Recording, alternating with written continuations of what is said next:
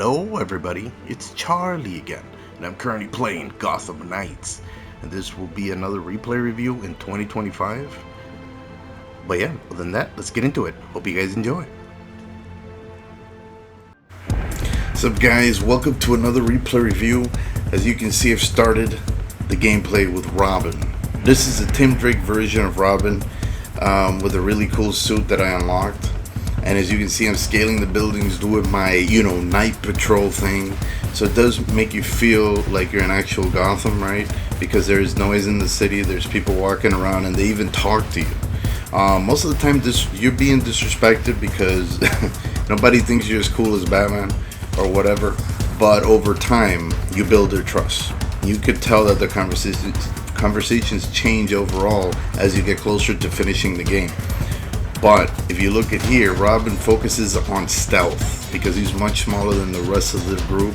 Obviously, after you level up, it doesn't matter. You can go melee combat on people. But most of his moves are based on stealth, like his abilities. So yeah, keep that in mind when you're playing as Robin, if this is a character you choose to play as or you enjoy.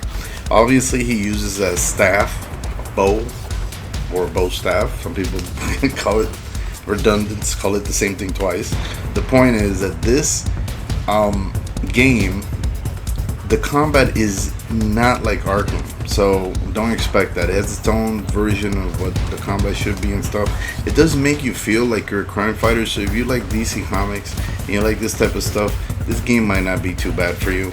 I honestly don't think that you should expect anything special, but I also don't think that it's the worst thing you've ever played. You know what I'm saying? Like, it was much better than what I heard it was. You know what I'm saying? Like right here, there's still interrogations, like in the Arkham games as well, and they do unique animations for each character.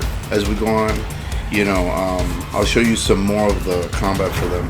There's downtime like this where they're practicing their techniques and training in combat right there. Dick Grayson is doing Wing Chun on a Wing Chun dummy, and which is really cool. And I just wanted to see what kind of different positions and stuff he does, to see how far the animations go. And I thought that was really cool. That the graphics are really good. They're 4K graphics, and the game does run at 30 FPS, but it's a stable frame pace 30 FPS, so it doesn't feel weird or anything. I honestly didn't mind it, believe it or not, which is really strange. There was Red Hood doing kickboxing, I believe, or Muay Thai. Batgirl is over here doing some, what do they call them? Muscle ups, I believe. Anyways, so yeah, there's cool things happening, different things. It's not always this. Every time you come back to their secret lair, it's different. Here's a fast travel system, guys. This is what it looks like. Everybody pretty much uses the same machine for the animation. If there's a different animation, I haven't seen it. I think they all use pretty much that thing, but it's fine and it looks cool. The city is very large. You can't tell at first, but then you'll be like, wow. There's a lot of interiors as well, where you take down guys and stuff. And for the first 10 hours or so, you'll feel like you're grinding because they're fairly weak. But once you start leveling up and get into the meat of the game, you'll notice that the game actually becomes, more approachable, and it feels more fun, like you're an actual superhero. And I think that's where a lot of people fell off when they played the game. They were really frustrated just at the beginning of it because it felt grindy, but it does change as you go on. There's a lot of stuff, context to the story, and surprises that you can unlock. The game is not what it seems on the outside. I did buy it for, very discounted price, which was $7 or $8, around there. But I feel like it was worth it for that amount. Obviously, this is the heavily updated version of the game, so yeah, maybe people played a worse version of it that I never got to play. Anyways, as you can see here, I'm using some of Nightwing's abilities. He's a more well-rounded character, acrobatic. He's my favorite character in the game, the one I use the most, just because I like his acrobatic ability, and he just looks cool, whatever he's doing. And they have cool finishers and stuff. Everybody gonna have their favorites, but I still think this game should be played by DC fans. I don't think, you know what I'm saying? Like overall, I think I had mostly a good experience. The side missions get repetitive eventually, but they have a pretty good variety of enemies and side missions as you go on through the main story. So I kind of went half and half. That's the best way to play it, I think. Here's the map. As you can see, it's quite large. From a distance, you can't tell, but as you go in, these areas are massive. Like, I was kind of surprised, you know, kind of overwhelmed because I didn't expect it to be this large. And it's a living city, like I said. People are going to work, they're doing their tasks, they're hanging out with, you know, people, and they have their own conversations going on. You could even listen into the conversations. It's really cool. There's memory things like these that you find with each character that you pick. So try it with each character and you'll see them, and they'll have different memories about stuff. And you know, with cinematics, full scale cinematics are just really cool. There's even side missions that have full scale, you know, battles with cool enemies that you guys know from the comics. This is not really a spoiler, it's just like a memory thing, you know. And as you can see, Penguin is in this clip. I can't tell you the context of what's going on, but it's pretty funny. And I just like that because there's a lot of references to comic books and kind of mixing it with whatever the story of the game allows, you know what I'm saying? And I'm just not going to try to spoil anything for you. Just know that there is cool surprises in the game and collectibles as well. So it's not just you know, beating out bad guys and repeat, rinse and repeat. No, it's not like Suicide Squad or anything like that. You know, those games are completely repetitiveness. This game actually has a story and a lot of cinematics and a lot of cool stuff, references, and each character does feel completely different, which is really cool, you know. They all have their strengths and their weaknesses, and like I said, I didn't play the first build of the game. I ignored this game for quite a while until I got to it, and I'm happy I got to it. You know, I think the game is worth playing, and you know, we're about, I think, halfway through. I'm gonna give this game a 7 out of 10. I think it deserves it. I think it's above average, and I think overall I had a good time. So 7 out of 10 seems fair. You guys might grade it higher or lower, I don't know, depending on your likes, dislikes. Mine focus on, you know, how much did I enjoy it. Obviously, after you finish the story, you keep playing. There's other side stuff and stuff, but you're not gonna want to keep playing. I think this is one of those games that once you end it, you know, you might enjoy doing the crime fighting and stuff, I don't know.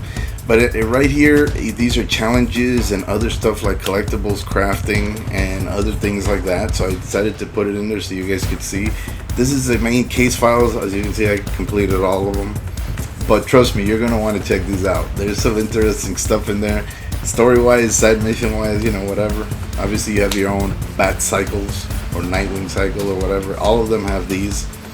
And yeah, it's fairly simple to make it appear and use it. I rarely use it because I like to scale the rooftops. That's just my style of traversal. I figured out how to use the grappling hook and keep going from building to building, and I just think that that's fun, you know, because I used to do it in the Arkham games. Even though this game is quite different from the Arkham games, I still think that it's worth playing, and I don't think it's nearly as bad as people said.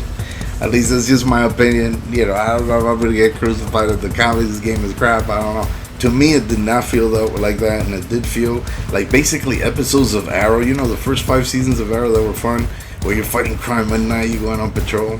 Anyways, here's Red Hood, another character that I was happy to see in the game. He is terrible at the beginning, but if you're leveling up, this is another character that is a freaking tank, okay? He doesn't play like Nightwing or Robin. He's just super strong, and he does long range shooting. His guns can be, at the beginning, they feel like they're, you know, Nerf. But then later on, they feel more like rubber bullets or something heavy, you know, because he can't kill. So it's like more of a, you know, non-lethal attack. But yeah, he does have pretty cool takedowns, finishers. You know what I'm saying? He's just brutal, bro. And he makes his own comments. He has his own. They have their own interactions with people, and you can tell that they're completely 4 different characters. And I love that about the game.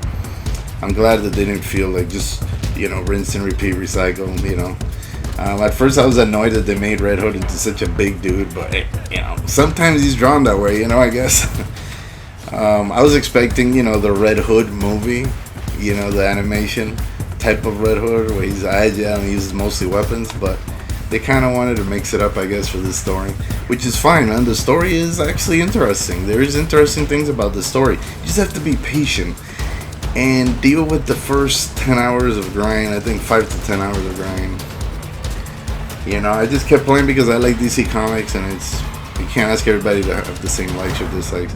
Here, right here is the different costumes, and you'll learn how to do this, guys. Focus on this if you want your character to grow and get stronger. That's all I'm gonna say. I'm gonna sprinkle that in there, okay? That's something you should focus on.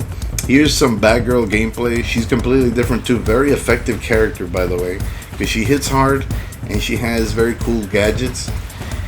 And yeah, they made her pretty damn, useful in the game.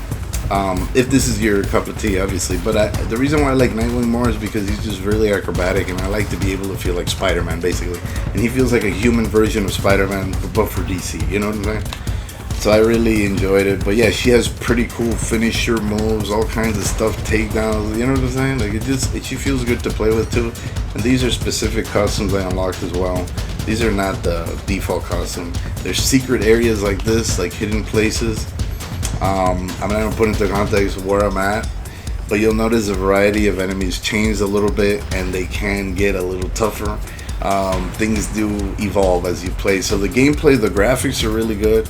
The frame rate isn't bad. It has good frame pacing. I just had one or two slowdowns, and I didn't have any crashes, which is great.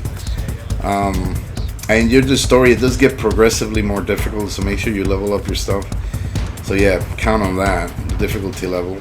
Hopefully I'm not forgetting anything else. I like all 4 characters, to be honest. They're all cool in different ways, and they feel different. That's the main point that you should take from this.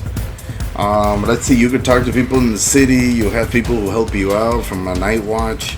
You have characters that show up that you may associate with, and you have downtime like this. I know Batgirl is here practicing, Barbara Gordon version of Batgirl practicing Taekwondo. And they even have other little tidbits and stuff like an arcade upstairs, and you play chess sometimes with, through a memory. It's cool, little sprinkled cool stuff. They could have done more with the game, I agree. But what's here, it's not terrible, Like I said, it's worth the 7 out of 10 in my opinion. Here's some emails from famous people, like Diana Prince, Wonder Woman, Superman is in here, Clark Kent messages, Lois Lane, I believe, and a couple other people that are, that from the comics. Basically, there's a Harley Quinn message. Environments are atmospheric. Make sure you have the music all the way up, unless if you're recording. Like, unfortunately, I played most of the game without music because I was recording, but music is a big deal for this game, okay? Just put it out there, like, don't forget. There's cool animations at the end of stuff you did, costumes that you used when you beat the game. But yes, guys, I believe this game deserves a 7 out of 10. It was worth the $8, and yeah, I'm gonna go ahead and end it right here, guys. I do hope you guys enjoyed. Please like and subscribe when you get a chance. And like I always say, go get 'em.